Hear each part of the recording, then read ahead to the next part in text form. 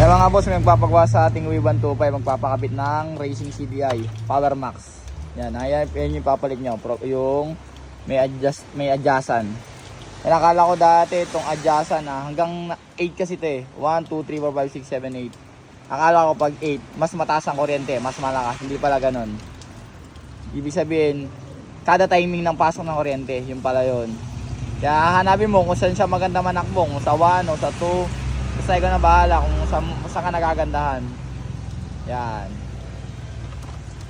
Tapos ito ang polarity niya ng CDI niya. Itong gamit niyang CDI Lipan 110 yan. Lipan 110. Yung mga Rusi. Mga Rusi yan. Pero pwede yan dito sa Wave 125 kasi battery operated din to. Yan. Ang pulser ng Honda kulay blue.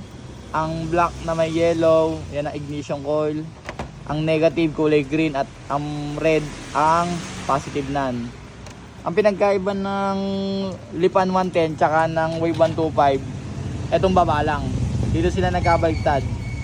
Yan. Pagpapalitin nyo lang yan, dalawang yan. Pagkakabitan nyo ng Wave 125 na CDI. Yan. Huwag kayong magkakamali. Masisiraan yung CDI nyo ng Wave 125 pagka sinalpak nyo na agad to dito. Kailangan, pagbabaliktarin nyo muna itong dalawa. Ano? Yan. Kasi yung gumawa nito dati, pinagpalitan na din to kasi kinabitan niya ng rules ng Panlipan 110. Yan.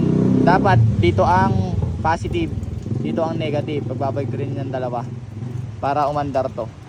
Kasi hindi aandar yan pag sinalpak lang natin ng walang babaguhin. Yeah, ito CDI ito, maganda to. Pag pwede ito sa mga TMX, V100. Yan, pag namamahalan kayo sa mga stator ng TMX, ito na lang gamitin nyo, mas mura to. Mas malakas pa kuryente nito. Parang naka-racing CDI ka na rin dito.